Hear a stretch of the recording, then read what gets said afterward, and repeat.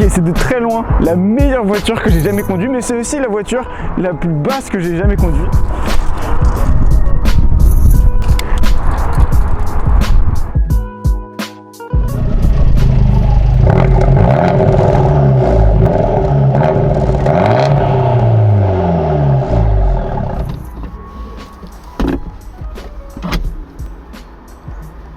Donc 1m20, ouais, le centre de gravité est super bas et on est assis super bas. C'est hyper plaisant, j'ai l'impression d'être dans un karting où on voit le capot qui plonge sur la route.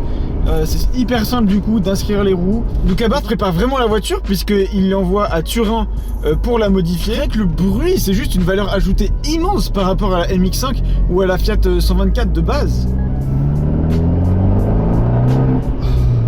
Donc oui, forcément Abarth, ça fait du bruit vu l'histoire d'Abarth et les échappements. Donc là on a encore un échappement Monza à 4 sorties. C'est pas du fake, hein, c'est des vrais échappements très travaillés. Abarth de toute façon, forcément. Carlo Abarth, comme j'avais dit dans l'essai de la 595, s'est fait connaître pour ses échappements. Un échappement qui fait du bruit, ça change vraiment toute la voiture je trouve. Et par rapport à la Fiat 124 ou à la MX5, là encore j'ai fermé le toit, mais alors le toit ouvert c'est juste mais juste génial.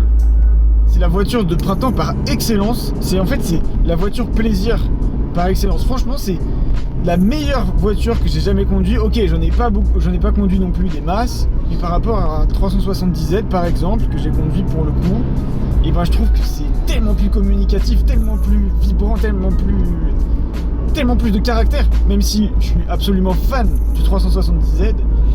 Et c'est pas non plus la même cour parce que le 370Z est typé plus performance. Surtout sur Facebook, on avait fait le vote par rapport à l'Audi TT Roadster qui est assez similaire. 180 chevaux, un peu plus de 1400 kg. Alors que la Abarth fait 170 chevaux et annoncée à un peu plus de 1000 kg parce qu'elle ferait 1060 kg.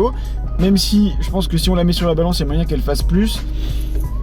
Comme beaucoup de magazines l'ont constaté, mais c'était hyper serré puisqu'il y a eu 51% de voix pour l'Audi TT et 49% pour la Fiat 124. Mais juste je comprends pas.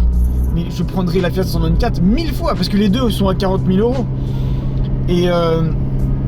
Et au final, cette voiture, je trouve, après c'est très personnel, mais je trouve qu'elle a tellement plus de caractère, elle est tellement plus envoûtante, elle est tellement plus originale, une vraie voiture de plaisir, de sport qui aspire à la sympathie, puisqu'il y a un nombre de gens incalculables qui m'ont fait des pouces, qui m'ont fait des sourires, qui sont venus me parler.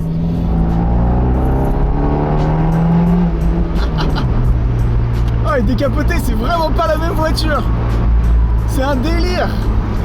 Quel plaisir. C'est ouf.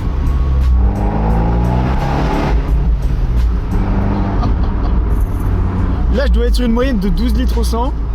J'ai réussi à faire 6 litres au 100 en moyenne sur l'autoroute tout à l'heure.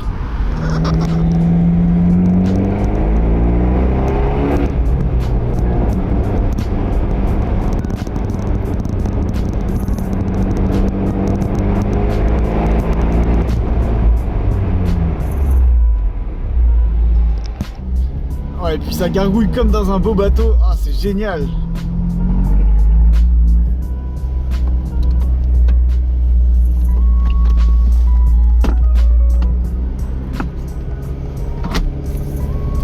C'est pratique. Alors l'extérieur, en photo, j'étais pas hyper fan, mais en fait, en la voyant en vrai, je la trouve juste magnifique. Ce biton, il est superbe.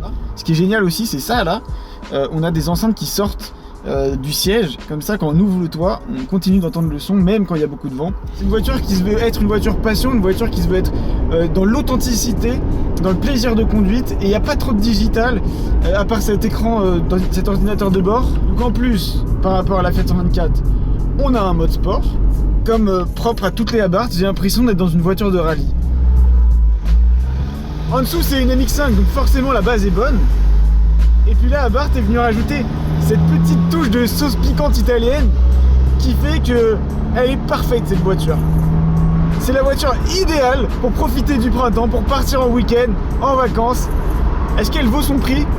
Ouais, largement. Largement. J'ai jamais pris autant de plaisir dans une voiture. Je n'ai pas conduit des milliers, mais elle a vraiment quelque chose de spécial cette petite Abarth. Et j'ai pas envie de la rendre, putain.